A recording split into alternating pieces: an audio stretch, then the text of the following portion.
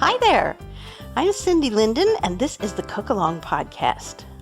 A couple of years ago, my partner went to New York State without me. There's family back there, and I had to stay home. But there's also out there something I don't have here in Oregon, which is frozen custard. Now, there are places that claim they sell frozen custard, but the custard back east is a whole different animal. And in fact, when I first discovered it, I insisted that we have frozen custard every single day while we were there from a place called Abbott's. And a lot of people there refer to it as ice cream, but it isn't ice cream. It's made quite differently. It has different ingredients, and it's a whole different texture. And I became obsessed with that texture. And when my partner went to go eat Abbott's frozen custard without me, I did something crazy and spontaneous. I decided, well, probably I can make this at home. And I bought online a little ice cream maker. It only makes a pint, made by Dash. And they do everything tiny, which is very fun. And they do most of it quite well, which is also very fun. And I started researching and then creating recipes for frozen custard that was the texture that I liked. And I got a lot of it wrong.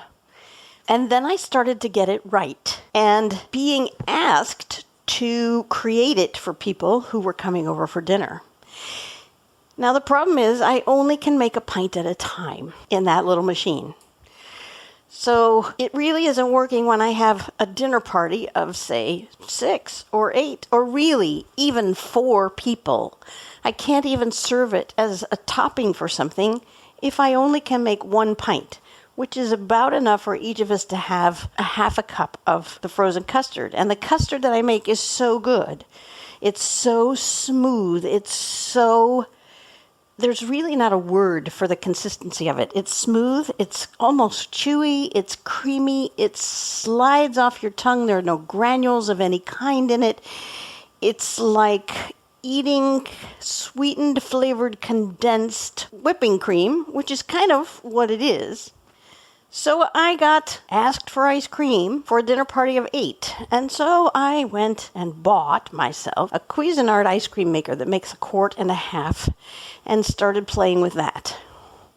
Now, the 17th of August is National Vanilla Custard Day. And the 18th of August is National Soft Ice Cream Day. So in recognition of both of those days, today, I'm going to tell you how I make vanilla frozen custard.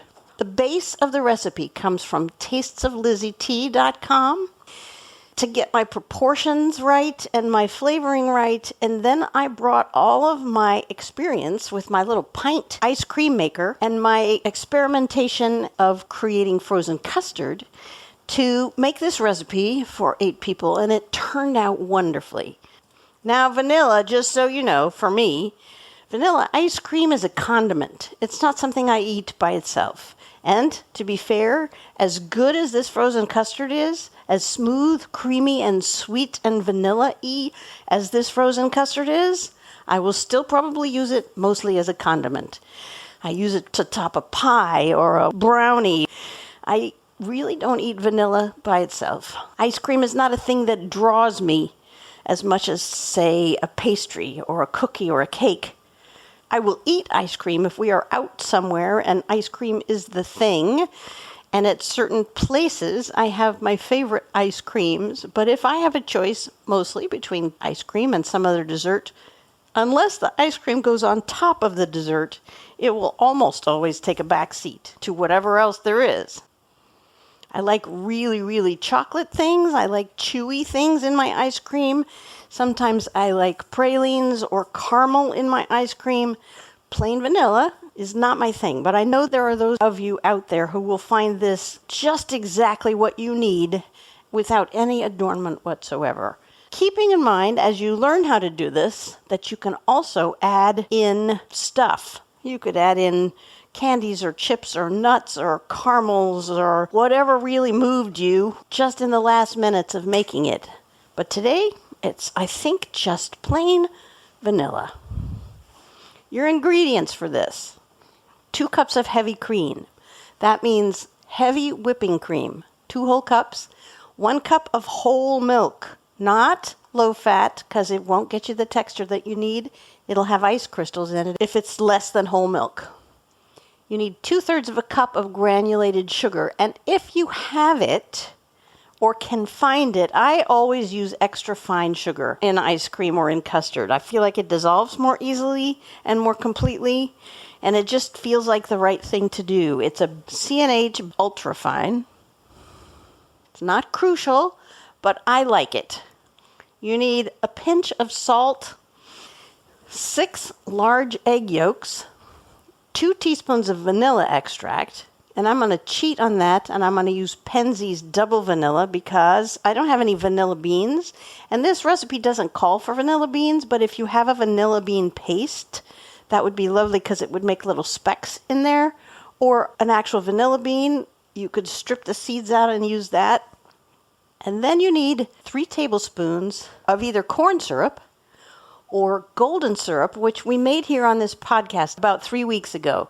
Golden syrup is a much less bad for you kind of syrup than corn syrup, and it serves the same purpose. It'll help create the consistency that we're looking for, and it'll add a little richness and sweetness. But if you're using the golden syrup recipe, then you don't have to use that nasty corn syrup stuff, which gets its bad reputation for good reason. As far as equipment goes, you're going to need a medium saucepan, and it's great if it can be nonstick. You're going to need a silicone spatula or spoon. Because you're using a nonstick pan, you want to keep it from scratching the pan surface. You need 2 little bowls, one for the egg yolks and one for the egg whites. We're not going to use the egg whites. They're going in your refrigerator for something else some other day. You need a whisk and a mesh strainer and a large bowl. And then for later, you're going to need an ice cream machine. Depending on the kind of ice cream machine you have, there is one very, very screamingly important do-ahead, which is you can't really make ice cream unless your ice cream freezer is cold. Now, I have one of those kind that you put the bowl in the freezer, and it just lives there until you're ready to make ice cream. But it has to be really cold, and it has to have been in there for several days or at least 24 hours in order to make this. That is the only do-ahead. Don't even bother to try starting this until you've had that in your freezer for at least a day. We have to start by separating the egg yolks out. And here's a thing I just learned yesterday. You can freeze the egg whites to use later. I've never made a pavlova with you guys, but we could do that. It uses a lot of egg whites, and it's kind of a nuisance when you need those egg whites because then you're going to have all these yolks to deal with. But right now, we're going to use 6 eggs and only the yolks of them. So the whites, I am going to freeze mine. Here's the thing. They go into a muffin tin. I am using some silicone liners for those muffin tins in order to be able to get the egg whites back out after they freeze. So I'm going to crack the whites into these silicone liners which are resting in this muffin tin and stick those in my freezer until they are solid. If you do not have the silicone liners for your muffin tin, you can still do this, but you may need to kind of warm up the bottom when you get it out. Set it in a little pool of warmish water in order to get the egg whites out of the muffin pan because they're not going to want to come out easily. You can also refrigerate them, but you have to use them within about 4 days. So if you don't have a plan for that, you can also try a regular ice cube tray, and they'll just be smaller bits. You'll have to mix the whites up a little bit first in order to have something that will pour into the ice cube trays. But you can freeze them. That's just a little note for future reference. So I'm cracking the egg and I'm dropping the whites. I'm going to put 2 whites into each of these little muffin cups. And then the egg yolk goes into a kind of a medium bowl. And I often, after I crack it and pour it back and forth a little bit, in order to get all the white off of the yolk, I often strain it through my fingers. It seems like the easiest way to actually get it to do what I need it to do, which is release all of that egg white business. So that's the second one. And now I'm moving to my second little muffin tin liner. That egg did not crack well at all. Okay, so that whole thing's going through my fingers. That was 3. And this is going to do the same. They're not cracking well. Egg white into the muffin tin, the rest into my hand. Drain off the rest of the white, and then the egg yolk goes in the bowl. And now onto the, oh, that one cracked lengthwise. What is with these eggs? And last one. Oh, wow. These are the most obnoxiously cracking. That one is like it took a chunk out of the side, but didn't actually crack in half. All right. The yolks are in the pan. The whites are in the muffin tray. It's going in the freezer. And now we can go back to work. Now we're going to make the custard, because you can't have frozen custard unless you make the custard that you're going to freeze. So we want the 2 cups of cream, the 1 cup of milk into your nonstick pan. And this is the first use of your rubber spatula, is to get the heavy cream, the whipping cream, all the way out of that measuring cup, because a lot of it sticks to the sides, and you don't want it there, you want it in your pan. And then that same measuring cup can be used for the milk. I am using a boxed milk. I know that's a weird thing, but I've started keeping shelf-stable milk in my house because we really don't drink regular cow's milk here anymore. We drink soy and oat and sometimes almond and sometimes pea milk, but you need sometimes real cow's milk for cooking. So I have bought this shelf-stable stuff, which in Europe, that is what milk looks like. You buy it in these cartons, they sit on your shelf. You don't have to keep it refrigerated until after it's opened. It's kind of a wonder. It's a little hard to find, but it's great to have in the house because it'll keep there for a really, really long time without your having to do anything with it. The milk goes in with the heavy cream, and then your 2/3 of a cup of sugar, whatever kind you're using. I like the way this stuff dissolves more quickly to make the custard, which you always have to cook. Because the thing about frozen custard is it's made with eggs. And that makes it a little more complicated than just running frozen milk through your ice cream machine, because we have to do some fancy footwork with the eggs. And now the pinch of salt. If you're using table salt, make it a regular pinch between thumb and forefinger, or about 1/8 of a teaspoon. If you're using kosher salt, you definitely want to use 1/8 of a teaspoon measure. The salt helps brighten up everything else we're going to put in here. And now the final ingredient, which is kind of the secret ingredient, because this is something that I figured out after a lot of testing, which is your corn syrup or golden syrup. We're going to put 3 tablespoons of that. Just drizzle it into the pan. If you want to see what golden syrup looks like, there's a picture of it on the cookalongpodcast.com website. Just look for the Golden Syrup podcast and you'll see pictures of it there. It looks kind of like corn syrup, only much prettier. It's sort of a rose gold color. It's really lovely. 3 tablespoons of that into the pot. Corn syrup will do, but you won't feel as good about it. That's all I'm saying. All right, now we're going to need your silicone spatula because we're going to turn this on over medium-low and let it heat up. And as you stir this in the beginning, you'll feel the heavy corn syrup or golden syrup in the bottom, and you'll probably feel the crystals of the syrup. What we need to do is heat this up and simmer it, or at least heat it. It may come to a simmer, it may not, but what we're trying to do is melt the sugar. So you want to be able to feel the corn syrup and the sugar on the bottom of the pan, and you'll know when it's not there anymore. Just stir it until it gets quite hot, and then start picking your spatula up as you're stirring. And take a look at it and see if you can see any crystals on your spatula. And as you can probably hear, I'm about to send you off to do this on your own. So let me be clear about what you're looking for. You're just going to sort of gently stir it over medium-low heat until the corn syrup / golden syrup is all dissolved. There's no trace of it anymore. And the sugar, it has no grains left to it.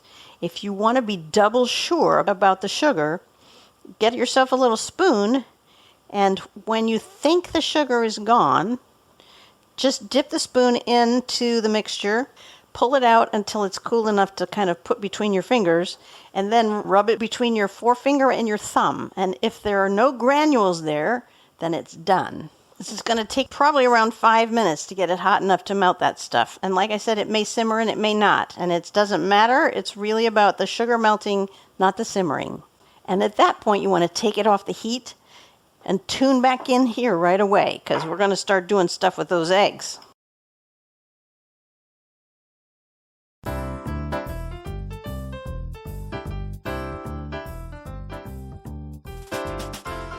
All right, my milk is steaming. I did not have to come to a simmer, but that may be because I'm using the ultrafine sugar. So you may have had to simmer yours in order to get all those crystals gone. Now your pan is off the heat, right? That's the goal. And here's where you need your whisk. We're going to whisk the egg yolks so they're not lumpy anymore, and they're just a smooth orangish yellowish cream. And then we're going to pour about half a cup. Get your measuring cup that you used to measure the milk with. Pour about half a cup of this milk back into that measuring cup. So now, in your dominant hand, start whisking those egg yolks. And with your other hand, just slowly drizzle in that hot milk into the egg yolks. Keep whisking the whole time. What you do not want is for those egg yolks to cook, so you got to keep them moving. As you just a little at a time drizzle that hot milk into there and whisk it, until you have this kind of creamy, but not at all lumpy mixture. Keep going until all that milk is in there. It's going to take a minute. Just keep it moving, keep it moving. And when all the milk has been added, beautiful kind of butter yellow color without any lumps. Now put your whisk into the pot, start whisking the milk, and drizzle the egg mixture in just a little at a time. What you did by adding the cream to the eggs first is something called tempering the eggs, which means you're getting the egg yolks used to the temperature of being hotter, preferably without cooking them. Get all that egg stuff back into your main pot, and then put the pot back on the stove. It should still be at your medium-low where you had left it. You're done with your whisk, and get your spatula back. And now we're going to stir it, and we're going to cook it until it starts to thicken. Now, before it gets too far along, get yourself a bowl, a fairly large one, something that'll hold all of this liquid, and put a mesh strainer over the top of it. Because the next step, once this gets as thick as we want it, is we're going to pour it through that strainer to catch any lumps that may be in the mixture, which could be bits of egg yolk that were actually cooked, or it could be parts of the albumin, the little white tags that attach to the egg yolks. It's all going to get caught in that mesh strainer when you pour this through. So have that ready to go, and also get your vanilla out. And we're just going to gently stir this, and probably I should just go away again, but let me talk to you a little bit first. It's still steaming. We didn't cool it down really much by adding those eggs because we tempered them first. And this may thicken fairly quickly, but it's going to be an individual thing depending on your stovetop. Keep stirring it with your spatula. And if you pick up your spatula right now, you'll see that the liquid just drips off and doesn't stick to it. Eventually it's going to get to a point where it sticks to it a little bit. And then it's going to get a little thicker and actually look like custard on your spatula.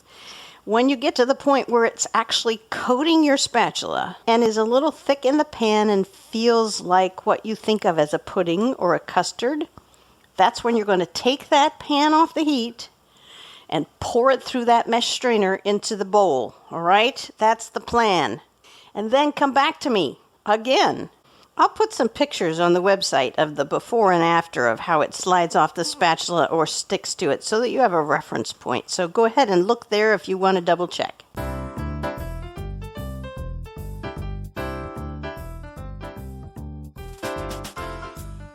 All right, once this is starting to thicken, and you can certainly see that in the pan, and you can also see that it's coating your spatula, making a nice coating that is reluctant to just drip off. Then we want to take that pan off the heat. You can turn your stove off now. We're done with it. And pour this custard through this sieve into this bowl. And it will catch some of the grubbies you don't want into your custard. Scoop all that out of your pan and get it through that sieve. And then get your sieve out of the way, and you may want to scrape the bottom of it a little bit to get off what came through the sieve. Just gently with your spatula. Now you've got your basis, but now we need the vanilla. So it's time for you to add your vanilla. And my recommendation, I'm going a little bit out on a limb here, assuming that for everybody, more vanilla is better. If you're using single vanilla or vanilla paste, I would recommend 3 to 4 teaspoons. More vanilla flavor is better. Gently stir that in with your spatula.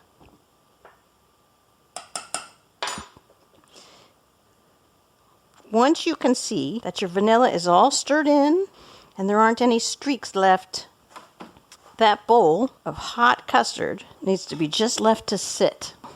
We want it to come to room temperature, so just leave your bowl there for a while. I don't know how long it's going to take. It's going to take a little while. You'll have plenty of time to clean up your kitchen, and then we have to wait again, because what we're doing is cooling this to room temperature, and then you want to cover it so nothing falls into it and it doesn't pick up any extra smells, and then put that in your refrigerator. And that is going to take at least 3 hours, probably 4 hours, and you can leave it overnight. Because, of course, the next step is to actually churn it, and it needs to be quite cold in order to work when you do that. When it really feels cool, then you can put it in your ice cream churn and follow the instructions on your ice cream churn.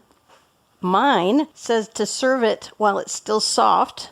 It says it'll freeze it in about 20 minutes, and that it's best when it's still soft, but that you can also put it into a container once it's been churned. An airtight container will keep it safe from harm while it hardens into regular ice cream texture. Now, if you wanted to add any of those extra things that I talked about, I suppose you could add almost anything. Frozen blueberries or a caramel swirl or M&Ms or cookie crumbles or anything that jumps out at you as seeming like a good idea. You want to add those at the very end of your churning, just enough to kind of mix them in but not do anything to them. Otherwise, I recommend that you just try this as it is because, of course, we are recognizing Vanilla Custard Day and Soft Ice Cream Day. So eating it soft and plain vanilla is one option.